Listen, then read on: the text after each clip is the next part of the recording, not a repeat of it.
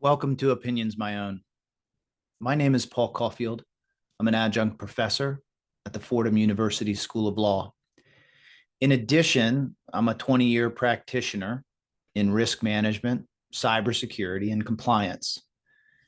In season one, Zila Acosta Grimes and I talked to a number of different practitioners in financial crimes, anti-money laundering, financial technologies, and the law. There were 9 episodes. In this season, we're focusing on cybersecurity. I've been in and around cybersecurity for about 7 years.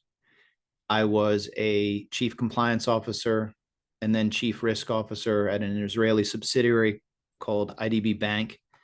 Around the same time that the New York State Department of Financial Services had a regulation coming online, DFS Part 500. And it was within that kind of regulatory environment, compliance environment, that I had my first experience, and a significant one, with cybersecurity. And I say it was significant because I was also working with an Israeli firm. The parent bank with which I worked is one of the largest financial institutions in Israel, and its exposure, obviously, to nation states, to terrorist threats, to cyber warfare. I'm not sure if there's any other country that faces as significant as an onslaught as Israel and the United States.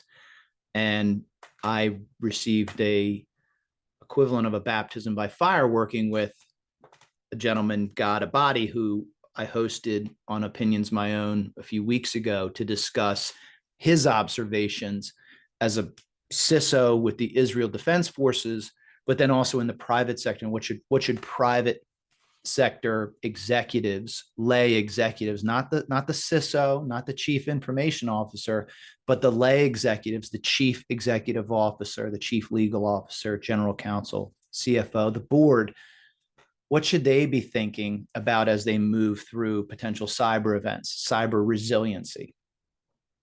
In this episode, Will Spettmann from Security and Security is joining me, and Will is a U.S. operator in the space.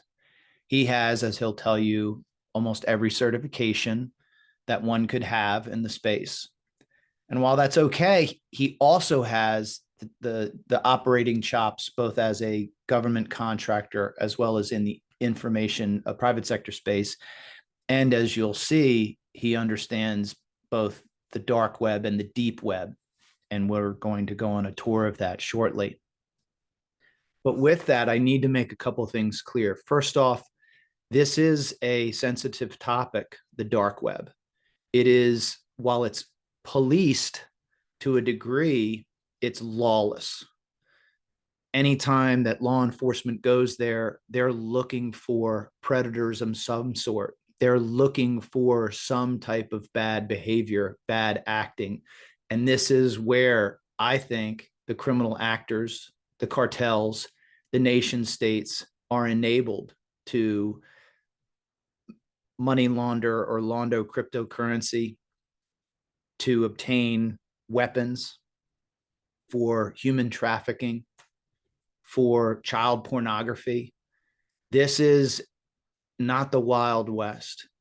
This is something much worse. And so I'm a professor. I'm a former prosecutor. Will is also a practitioner where he has rules of engagement when he goes into the dark web. And I say it not to tout anything other than my respect for what we're going to be discussing and what we're going to be educating on, to shine a light on the dark web, what goes on there. And some of it is horrendous, but also surprisingly, there are reasons why people go there for legitimate purposes. And I won't spoil that, which Will talks about. There are times that we're going to go, and for those who watch on Spotify or YouTube, you'll see some of the videos that we'll screen share. We will have cut out one area when we got into some reprehensible videos. And it is as bad as you think, but also it is an eye opening experience to see what the dark web looks like. One thing I want to impress upon you, this is not something for the expert information security and cybersecurity. This is for all of us. There are very real threats that each of us needs to take seriously, and there are basic things that we can be doing to protect ourselves. And so my hope is by the end of this near hour discussion, you will have been illuminated as to just how lawless the dark web is, that it is not off in some faraway land, but it is literally going on as you and I listen to this podcast and go about our lives. And that this is the way that crime in the dark web or in society can be enabled. Crime as a service, you will see. But there are basic things that you can do. And my hope is that if you do find this episode enlightening, you will tell your friends, share the episode, and do continue to follow us. We appreciate your support. So with that, my conversation with Will Spettmann. Will, thanks for joining me. I appreciate it. Dude, let's just jump in. Do me a favor. Give me a little bit of your background around information and cybersecurity, private sector work, a little bit of the work that you do outside of security and security. Give us an overview and then we'll jump in. Yeah, absolutely. So I've been doing cybersecurity for well over a decade now. Currently working as the cybersecurity manager for a defense contractor supporting the Air Force and the Space Force. Like you mentioned, I also run a company called Security and Security. They provide cybersecurity services for small and emerging businesses, basically everything from preparation all the way through cyber resilience. I have in excess of 10 industry certifications, masters in cybersecurity, working on a master's in business administration. Yeah, safe to say that I'm pretty much a huge nerd. Well, you're in the right place. Can you talk a little bit about your government contracting work? Yeah, absolutely. So my government contracting work started back in 2015. I was a information system security officer for a company called General Dynamics, based out of Connecticut. We did cybersecurity for the nuclear submarines, so for the Navy's nuclear submarines. Pivoted from there, moved a little bit further up north, and I worked at a company called Pratt and Whitney, which is now a Raytheon subsidiary, doing cybersecurity for jet engines. Leveraged that to get a position working at a Hanscom Air Force Base, which is what I'm doing currently, supporting a company called Applied Research Solutions, doing cybersecurity for satellite systems, tactical radios, and nuclear communications as well. In the private sector, what are some of the private sector jobs or consulting um, clients that you take on? So, without getting specifically into the clients, a lot of the work that we do, or that I have done specifically in the private sector, is healthcare driven and financial. Those are the two big industries that have a lot of cybersecurity requirements. Obviously, I've done some work for other companies, small businesses, like I mentioned earlier, but a majority of our clients are either breaking into the healthcare industry or breaking into the finance industry and need help kind of navigating the nuances of cybersecurity requirements. All of those industries, government contracting, the military itself, financial services, healthcare, those are the uh, uh,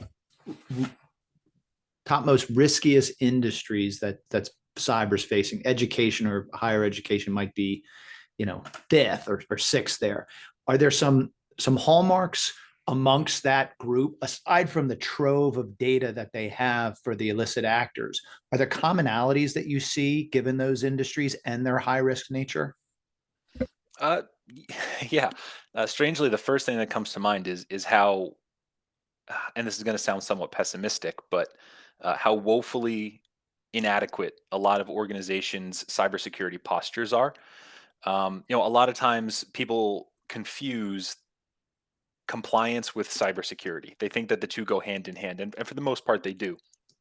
But just because you're compliant with your regulations doesn't mean that you're secure.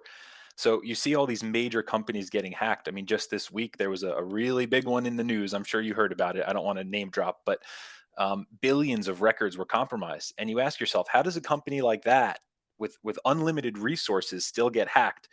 Well, they were probably focused more on compliance than they were on cybersecurity. So, in terms of commonality, that's across the board. It doesn't matter what industry you're working in.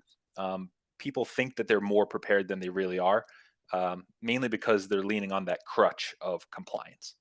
I'll give a tip of the hat to Jim Richards, who's in the anti-money laundering and the financial crime space. The way he described compliance versus risk or cybersecurity would be if a regulator or an auditor were to look at a fire department, they would look at, do you have all the masks? Do you have the right, fire retardant jackets? Do you have, the number of people that you need? And then you could go and check the box and say, yes, you are compliant, as opposed to, can you actually perform and prevent a fire or put a fire out?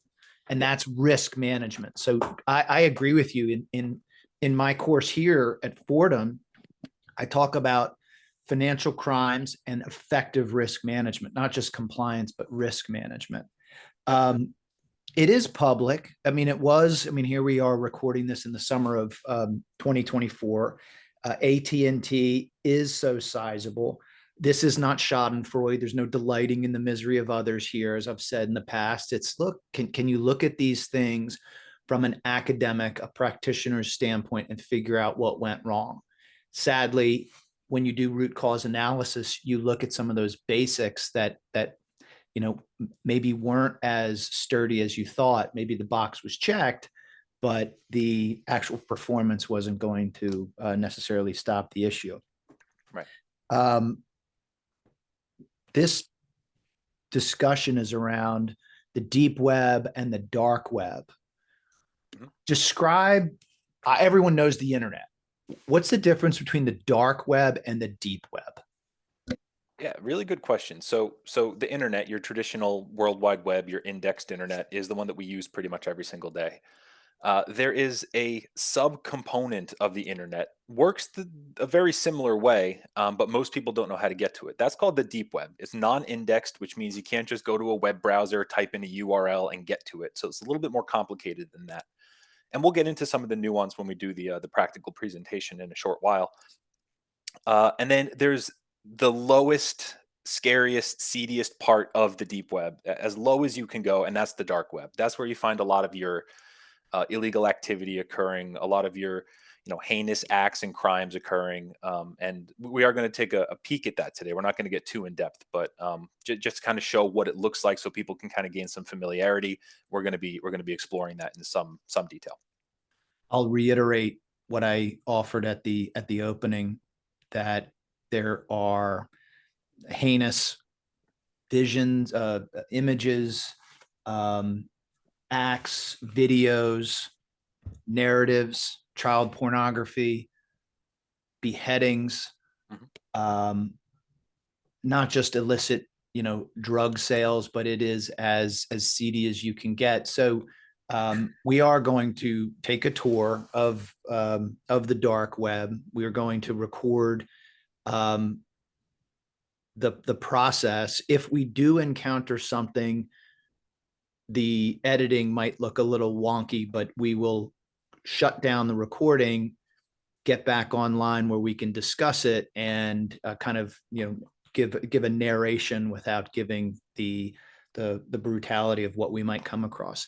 But that Sure. said, having worked in the dark web, how does one navigate in there? Why does one navigate in there for even remotely legitimate purposes? And I'm not talking about law enforcement. We'll get there. Sure. But why even go there? So one of the big reasons that people turn to the dark web is for the privacy, the security, and the anonymity. They all kind of go hand in hand. So I first got introduced to the dark web in a cybersecurity training course where I was being taught, like, this is how you can conduct activities on the net without having to worry about Big Brother, without having to worry about the government, without having to worry about, well, certain bad actors. So yeah, it's a great place for free speech. It's a great place for open and free communication. And there are valid and legitimate reasons to go to the dark web, albeit maybe questionable from an ethical perspective, not illegal in any way, shape, or form. So there are some people who go to the dark web to purchase, say, for instance, I know we discussed this separately, to purchase insulin. Maybe here in the United States, they don't have health care. They can't afford the co-pays for insulin. You can get it pretty cheap on the dark web. Now, granted, it's coming from other countries, and that kind of gets into the gray area of whether or not there's import laws or regulations that preclude that. But if it's a matter of life and death for, say your child, you're not going to worry about whether or not you're breaking a rule. You're just going to worry about whether or not you can get that insulin. So, um, and there's free marketplaces on the dark web as well. Just because it's unregulated doesn't mean that everything that they sell is illegal. You can purchase perfectly, innate products on the dark web with very limited oversight from the government. Before we start to go in, you mentioned a few things. Anonymity, Mhm, privacy, and security being very different. And I know that you've got a Tor browser mhm. for the anonymity, and then a VPN for the privacy and the security. Yeah. Would you mind explaining both, how they work individually, and then as we're getting ready to go online, how they work in conjunction with making sure that you're both safe, and for those who are in this deep web, accomplishing their own personal objectives, be they illicit or completely legitimate? Yeah, yeah, great question. And this is going to get me in a little bit of trouble with the cybersecurity community because there is some debate as to whether or not there's a right or wrong way to access the deep web or the dark web. The way that I do it is I always pair VPN technologies with, like you mentioned, Tor browsers, which is the Onion router, and we'll kind of dive into each one of those. So, a VPN is a virtual private network. It's a service usually that you pay for, although there are some free VPNs out there that provides anonymity by masking your IP address.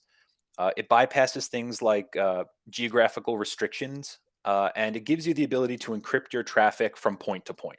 So it basically separates you, the user, from your traffic, your data, your interactions with the internet. So, really powerful tool. And I always recommend VPNs for everybody across the broad spectrum, not just when you're going in the deep or the dark web, but when you're doing regular everyday processing on the internet as well.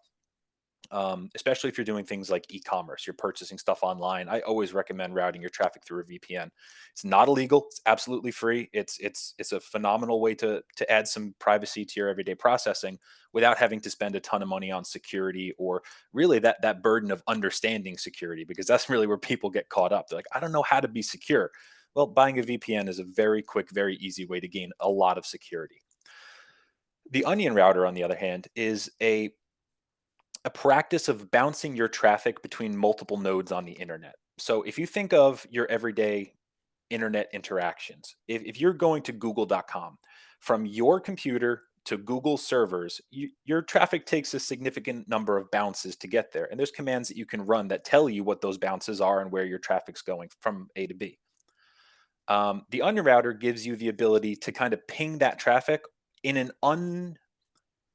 unorthodox pattern, an unorthodox way, a way that's kind of hard to track and kind of hard to understand because typical internet processing, the quickest way to point A to point B is a straight line. And you can actually map out and geographically map the straight line that your traffic normally takes. When you're using the Onion router, it could bounce from here to there to there to there to somewhere else, back to the original place, and then to your destination. So it adds a lot of extra security.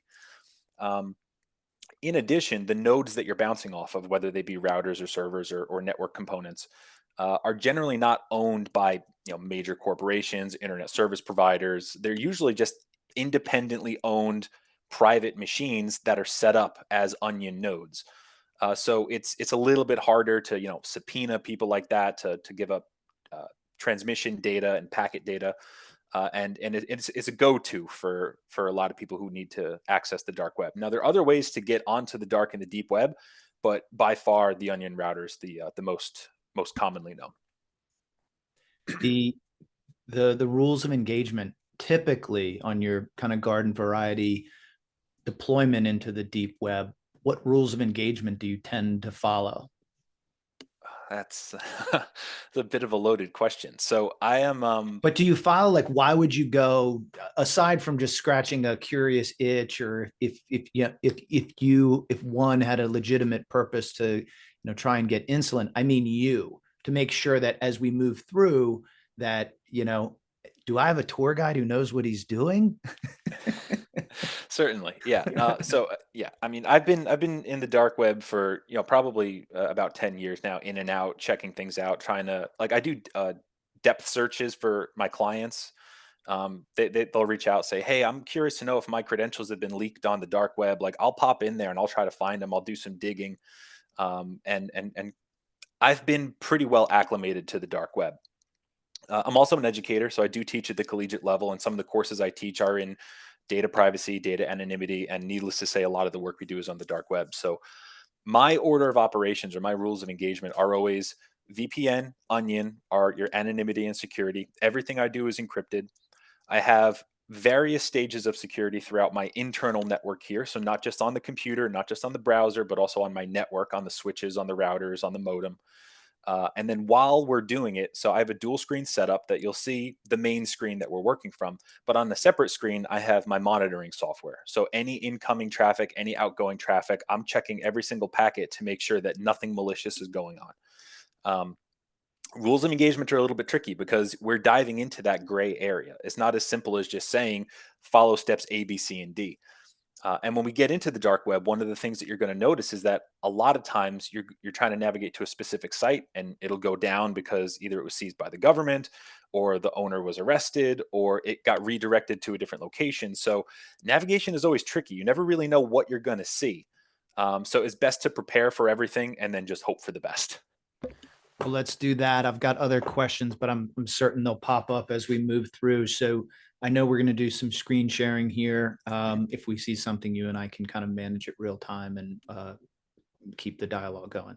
Certainly. Yeah. I'm going to hop over to my other computer here and then we'll get the ball rolling. All right.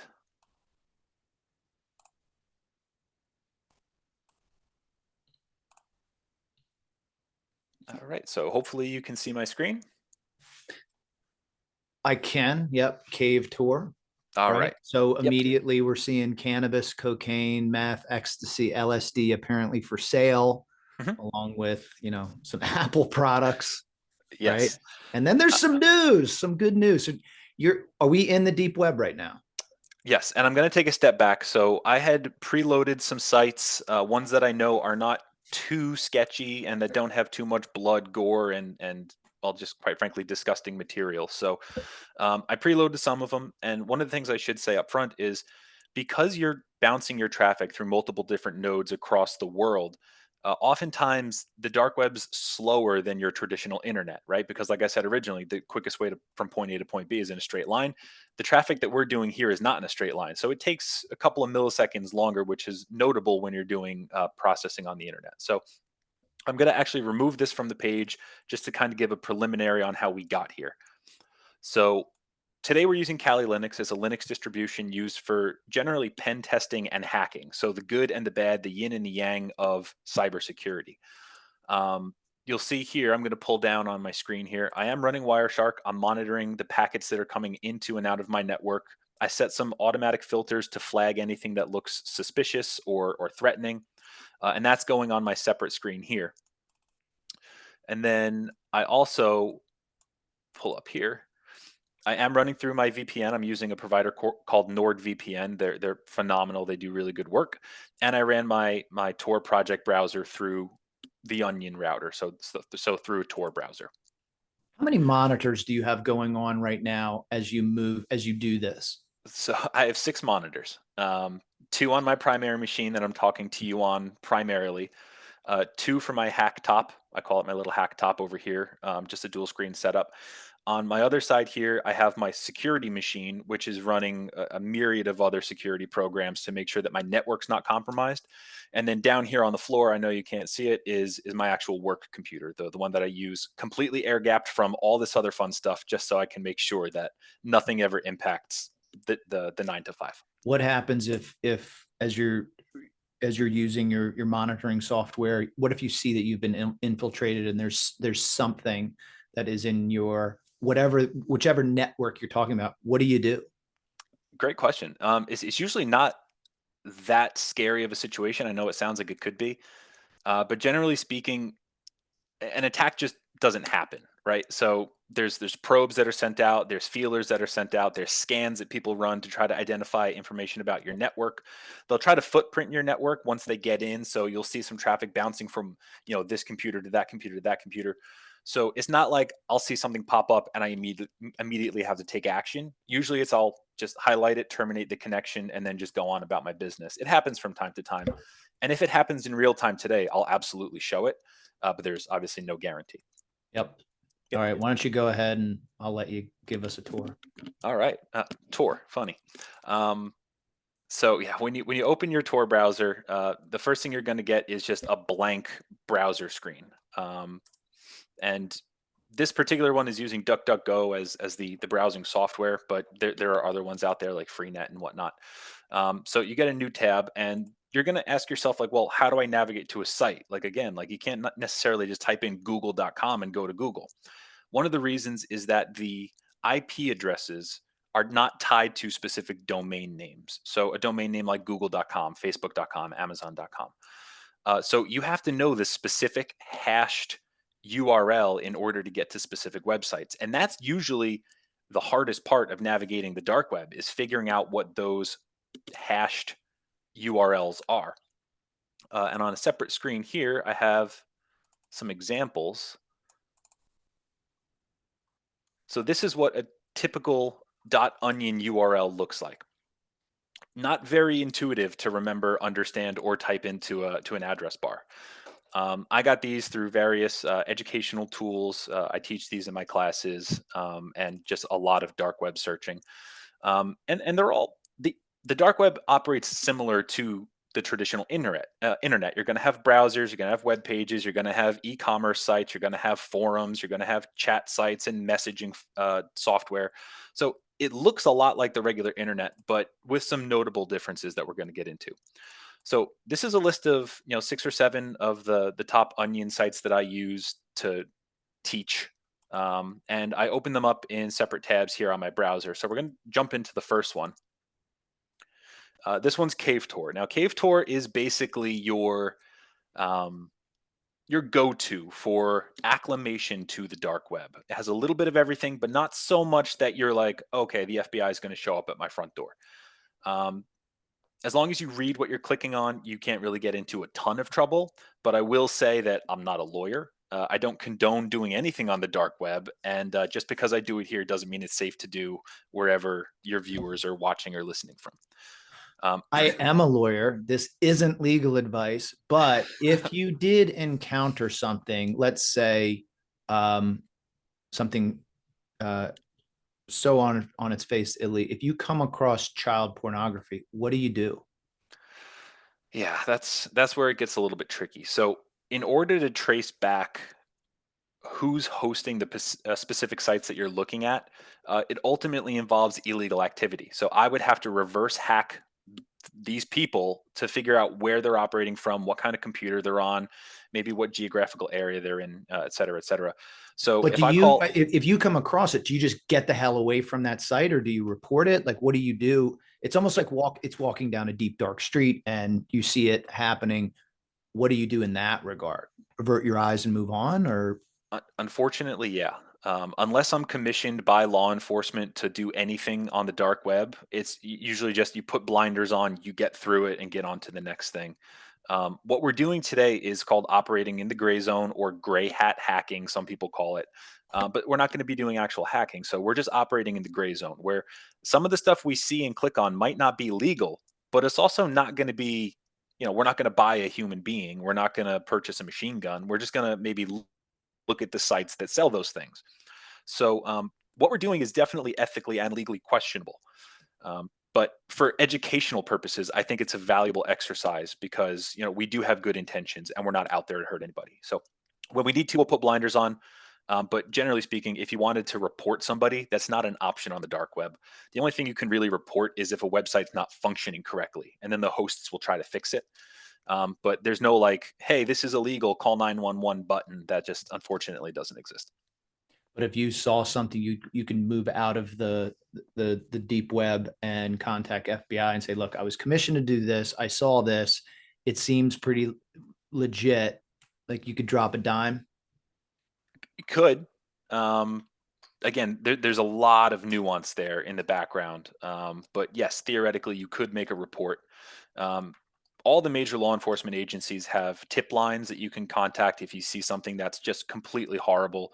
But they only have limited resources to follow up on it. And generally speaking, and I don't mean to disparage any law enforcement or investigative agency, but their IT cybersecurity staff are not always the best. You really need specialized task forces to to navigate the dark web, track people down. Like I said, in order to find the hosts of a lot of these sites, it takes tons of knowledge to reverse hack them and to trace them back to to the host. So not an easy thing to do. Law enforcement doesn't spend a ton of time on the dark web.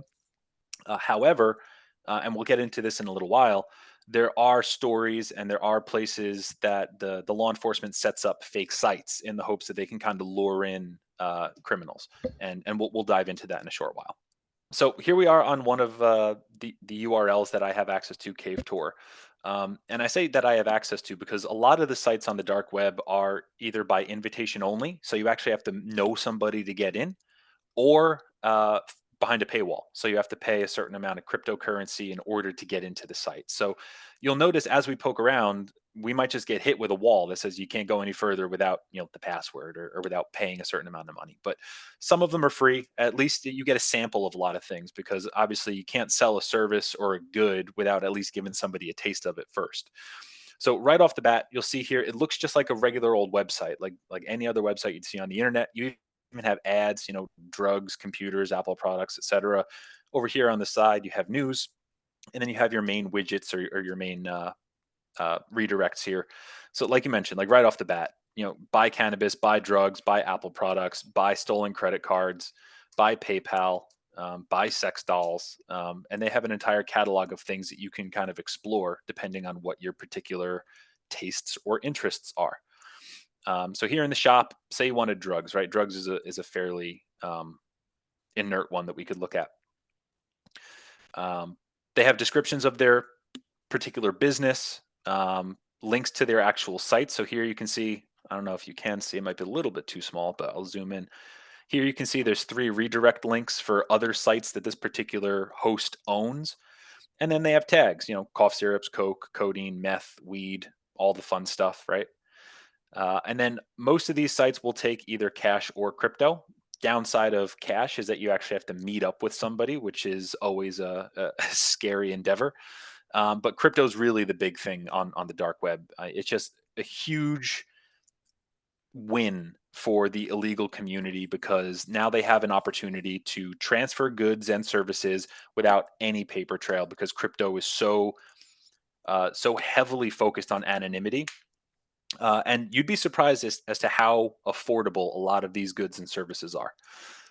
One other thing I will point out that I always get a kick out of is they have ratings. So just like you would see on Amazon, 0 to 5 I stars, was, I depending. was just, I was, you're going through, it's 2 of 5 stars, 5 of Mhm. 5 stars.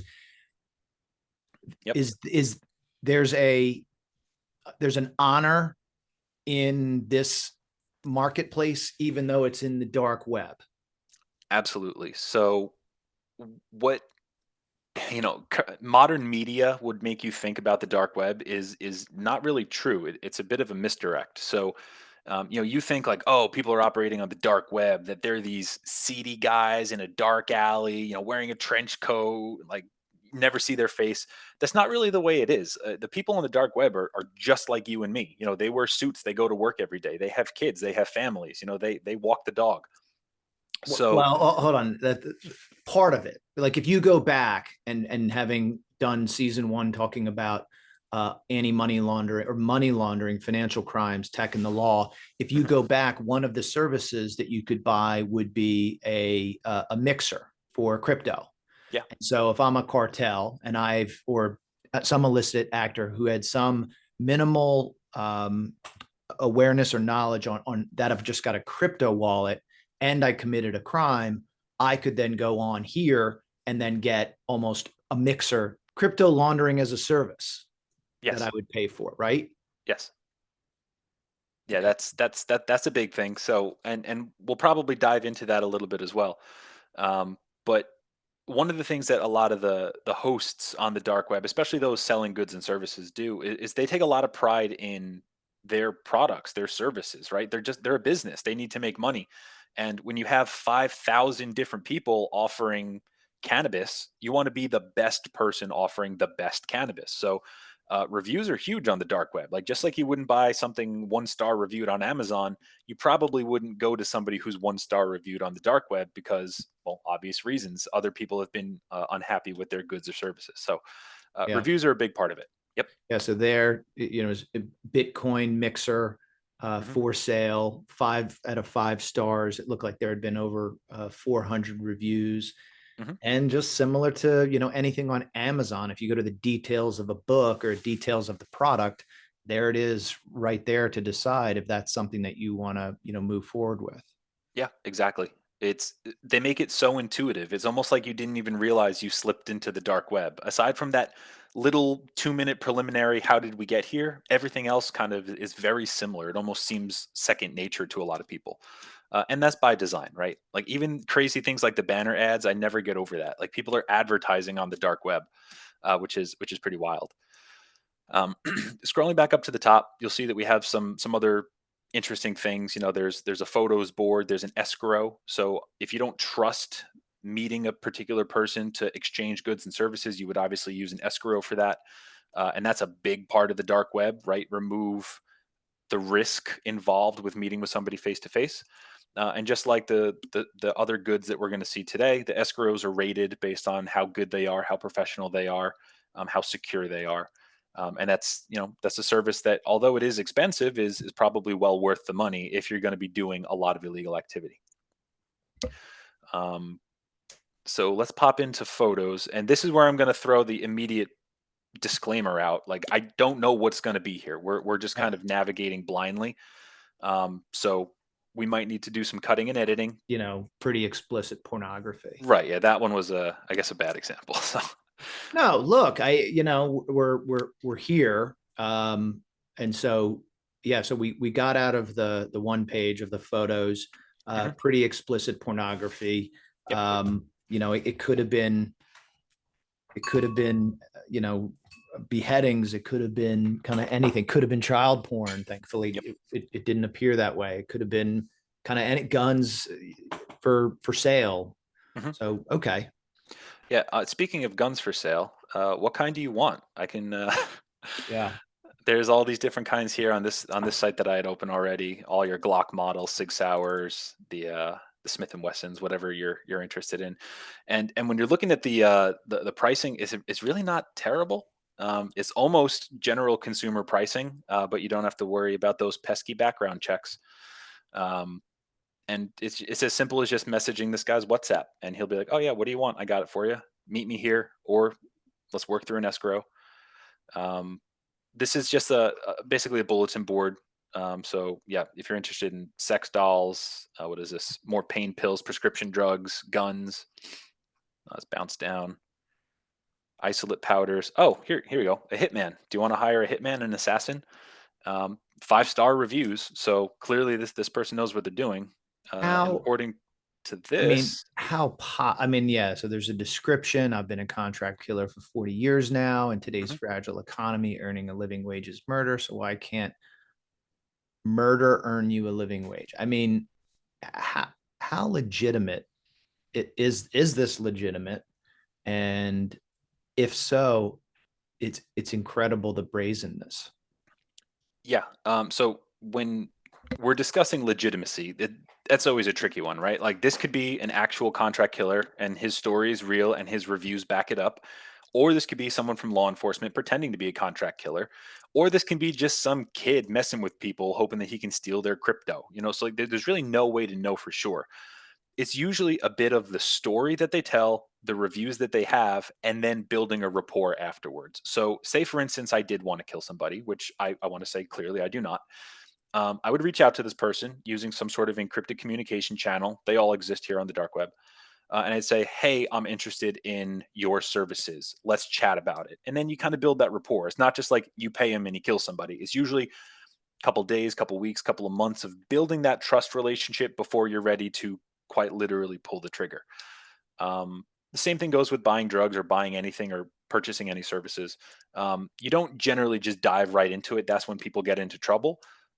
You got to build up some level of trust. And for a lot of people, the reviews are a way to do that. If this guy has like 60 reviews and they're all very positive and they all have very specific um, details, then perhaps you would just dive right in. But it really depends on what your individual risk tolerance is, right? Like I would never do it unless I knew this person for 100 years and I knew I wouldn't get caught and there were guarantees in place. But I have a very, very low risk tolerance. Some other people don't. Some people are just like, yeah, why not? It's worth a shot. I really hate this person. I want them dead. Let's just do it. Um, and it's a sad truth, but that's just kind of the way it works down here.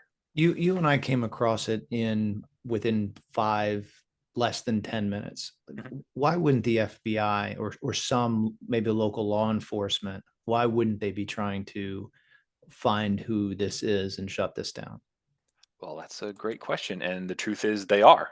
This is another site that I frequent quite often, darknet.nu. So, this is a site that's basically like CNN for the dark community. Um, this is where you would go to get reviews, news stories, information about scam websites. And we'll kind of jump into some of those. So, like right off the bat, your top headlines right here on the main page is this website's a scam. The gun store Tor Guns is a scam. Don't buy guns there. But the one right next to it is U.S. authorities seized hacking site breach forums. That's an indication of the government actually doing a good job, or it's usually specific task forces, but doing a good job monitoring the dark web and taking down the really, really bad things. Again, So it's not as simple. this is a community board for users of the dark web to know what's illegitimate, what's legitimate, and where law enforcement could be. Yes. Yep. So there are warnings for certain websites saying like, "Hey, not 100% sure, but we think this website is actually a law enforcement website. Steer clear or provide more information." And just like any other forum, you have a bunch of people chiming in, kind of giving their opinions, what looks weird, what seems suspicious, and then it kind of helps you make a determination as to whether or not you want to move forward in that particular realm. And this is updated pretty much in real time. You'll see new stories popping up saying government sees this site, or this site is law enforcement, or these people will steal your Bitcoin. And it's just a kind of a place to go. It's an independent third party assessment of the dark web. And it's kind of like if I'm uncertain about a particular vendor, particular site, I might go here and see if there's like any. This is like the Better Business Bureau, but for the dark web, essentially. Good. Yeah. What are the easiest crimes to commit using the dark web, information security, cybersecurity? What are the easiest crimes? If I were a criminal and I wanted to do something illegal on the dark web, the easiest thing would probably be to steal money and or crypto. Um, all I have to do is set up a fake site, say, "Hey, I'm selling guns." You know, enter your Bitcoin information here, and then they enter their Bitcoin information. I steal it, shut down the site, and I disappear off the face of the earth. It doesn't take very long to do. It's not that difficult. That's probably one of the easiest things to do.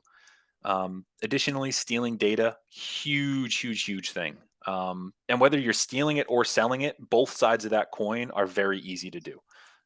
Most of the data that's stolen is stolen from the surface internet and then sold on the dark web. And it doesn't matter which side you're on, the process is incredibly easy.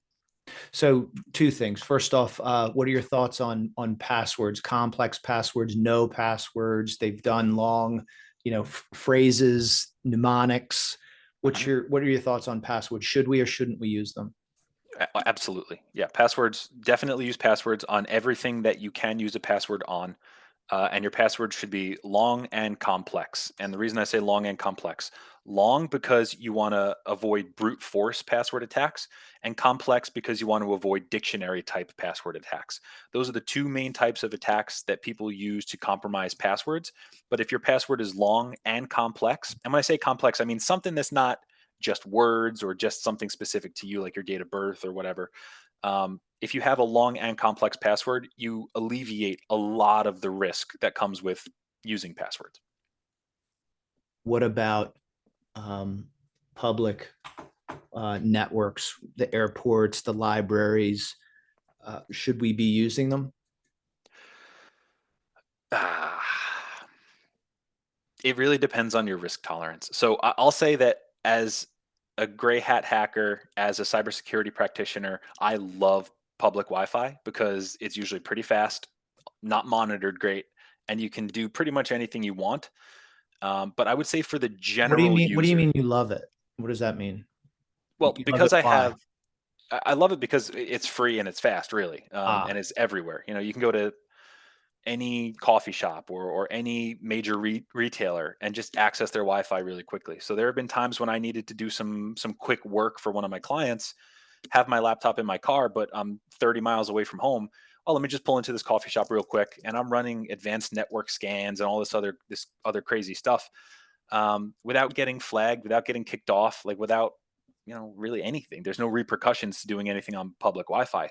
However, for the general user, the general person, the general consumer, I would say avoid it unless you know what you're doing and you're using some sort of strong security measure like a VPN.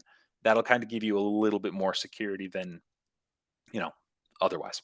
There's a couple of other things. So, mainly the deep web is completely user driven. So, there's not a lot of major corporations, there's not really corporate sponsorships, there's not, big money behind a lot of these sites. So it is a lot of referral based stuff, a lot of friendship based stuff, a lot of partnership based stuff.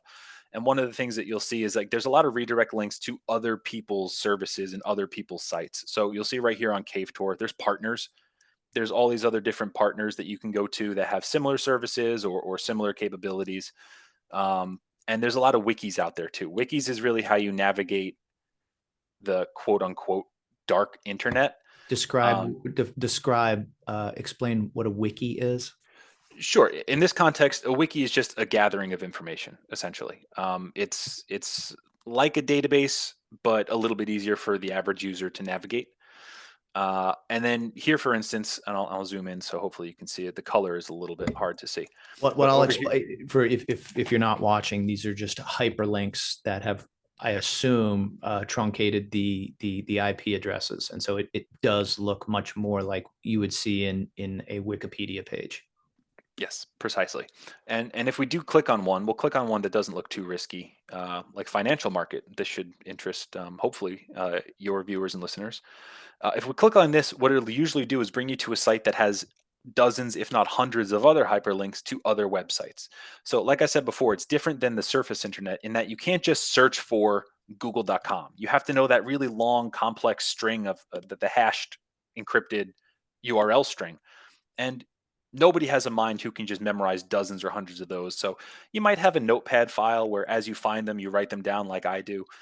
Or you can just go to a wiki, search for like the topic that you're looking for, and then use that to leverage other searches and other websites. So here we go. Right here, there's dozens and dozens and dozens and dozens and dozens, possibly even into the hundreds category of different services, different websites, and they're spelled out a little bit easier. So over here, we'll take a look at some at the top.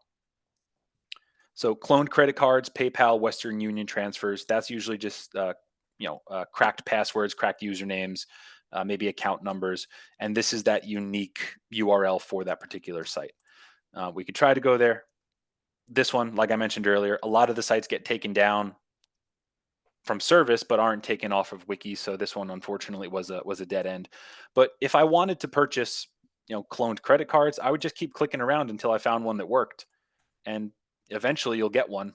So And you'll 3 for 3, you've clicked on some of the links. All Yep. three were taken down. So going back to the, who's policing the beat, someone is some way, Yeah. shape, or form that these are in fact, broken or defunct hmm marketplaces. there's certain yeah Let's. How does the FBI or how does law enforcement track this down? How do they actually find the users? Well, through a very complex and difficult to explain series of networking protocols and just backtracking. Some of it is the traditional sting style operations. They'll set up a website, say, hey, we're selling human beings. If you want a human being, meet us here. We'll make the transfer. And then you show up to buy your human, and it's the FBI, and they say, congratulations, you're under arrest. But some of it is actually in the cyber realm. And that's the part that's actually really fascinating. But in order to do that, you need to understand, well, first of all, you need to have mountains of processing power. It's not something that a general home setup can do. But even if it were, you'd have to have such a detailed understanding of networking protocols, data transfers, every single layer of the OSI model. And you have to be pretty quick about doing all this too, because on tour, people bounce around, they change websites, they redirect. So one of the reasons why it's so hard to track these people down is because there's a huge amount of inherent security on the dark web. So, for the federal agents and law enforcement people who actually do this, I mean, good for them. I have a huge amount of respect for those people because it's a ton of work. Hopefully, this gave at least a cursory overview of what the dark web looks like. I'll say this again, and I'll say it a million times: don't go here. Just because you're clicking around, you're feeling, oh, I'm just looking, I'm just browsing, I'm window shopping. It doesn't mean that you don't have a hacker monitoring your traffic. It doesn't mean that you don't have law enforcement monitoring your traffic. So unless you know what you're doing, and even if you do, still be careful. But just avoid the dark web, avoid the deep web. Anything that you need, you can find on the surface internet, and it's a whole lot safer. So I think that's all I have to say on the matter. All right. Well, let's leave that, and then let's talk about just general cyber information security. Hygiene. If I'm a everyday user of my phone, of Wi-Fi, be it on my own home network or publicly. What are some things that you think are the top um, controls or behaviors that people should remember? Yeah, it's a great question. A lot of the clients that I have and peers that I have in the industry kind of debate this same topic. Do you go the hyper technical route or do you go the hyper user route?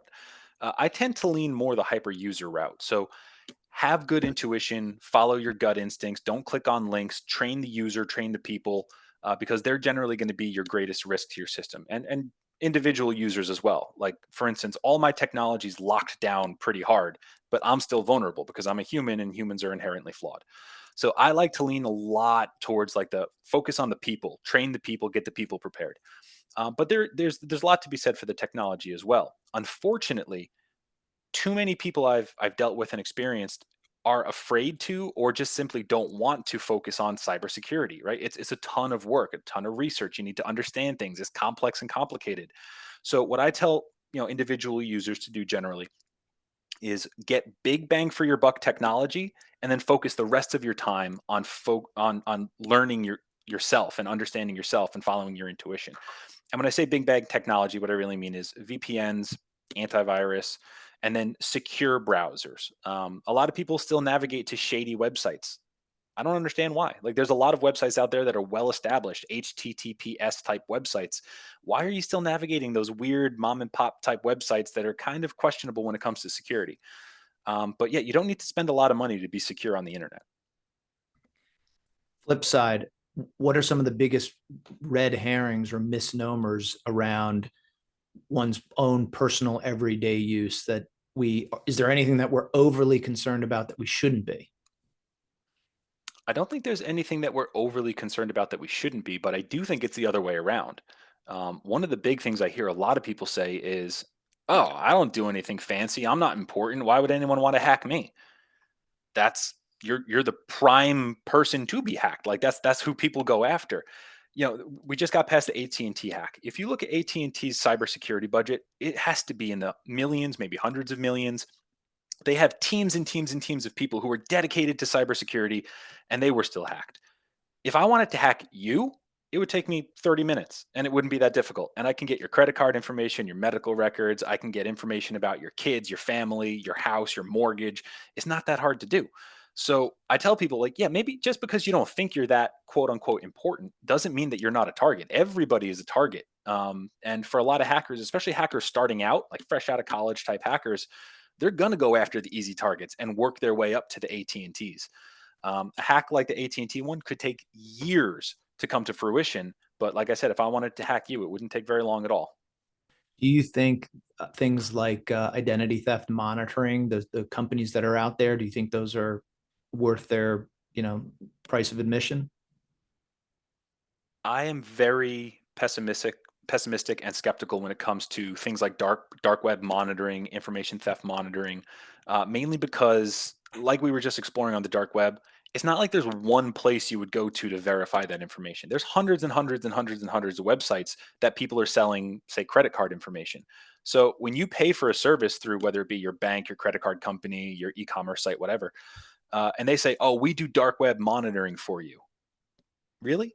How deep do you go? How many sites do you check? Like what are your metrics? And they don't generally publish those, or if they do, it's hidden way deep down in the terms and conditions. Um, One thing I can say is that I offer it as a service through security and security, but I tell people up front, like I do, the headline version websites of the dark web search. I'm not going to go into every single sub site to see if your credentials are down there because there's hundreds of them, millions of them, and it's just not realistic. Um, that being said, I'm not saying that the companies aren't doing their own level of fidelity and not doing their job right, their due diligence. I'm just saying that I'm skeptical that they actually have the resources to do an actual scan like that.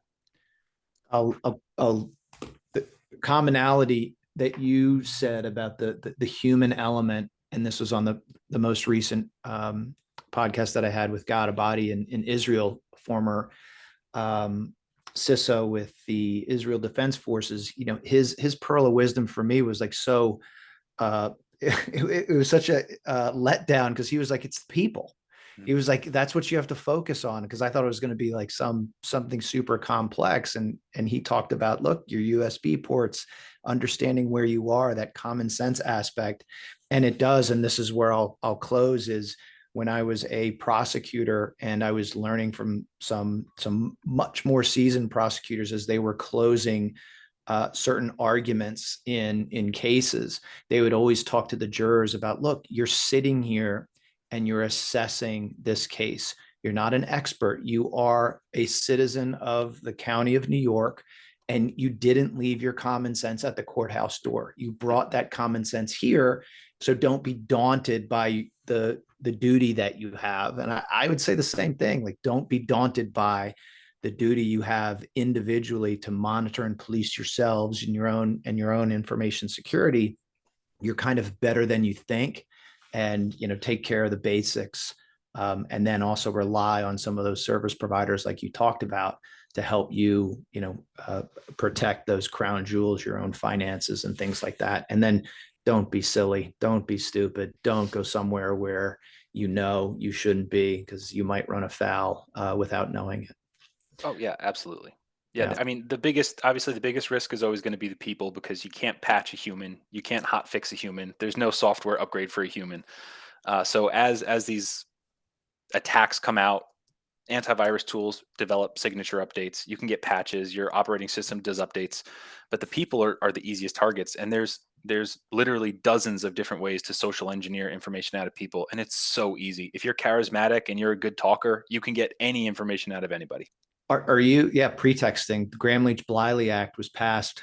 Oof, I'm not sure if I remember when it was passed, but it was all about pretexting, calling up and pretending Paul's Mhm. trying to pretend to be Bill so he can get Will's financial information.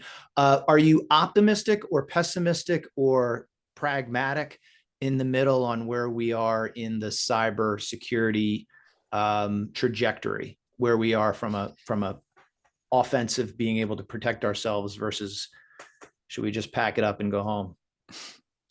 I am 100% a realist. I like to deal in facts and remove emotion from the equation when we're talking about that specific question. So we are not at the top of our game. We're not the best in the world. There are better countries out there who do it. There's better individuals out there who do it. Cybersecurity as a whole. I would say that we have a long way to go, but it's not the technology. Again, it's the people. Mainly training, mainly the fact that people have this kind of nonchalant attitude about cyber, like, "Ah, I don't care, who cares? Let them steal my data, it doesn't matter." So, and another big thing is education. Obviously, we're both educators, so the fact that we're not teaching cybersecurity starting in elementary school, going through all the way through college, it baffles my mind because we're teaching kids other important skills. Why wouldn't we teach them how to be secure online? So right now, I'd say that specifically the United States and the general populace in the United States is in a good place. I don't think we have a lot to worry about, day to day. But as a whole, we have a huge amount of room for improvement, and that's one of the things that I try to take on personally as a challenge, whether it be through my work with the Air Force and the Space Force, my work with security as an educator. Like, I'm very involved in the community, trying to kind of push that train forward, because the more people we have advocating for good cybersecurity training and hygiene, the better we're going to be. Yep. So let's link arms virtually and then move forward. Will, thank you so much. I appreciate it. And I'll look forward to staying in touch with you. No, absolutely. This has been a pleasure. Thanks for having me on. All right.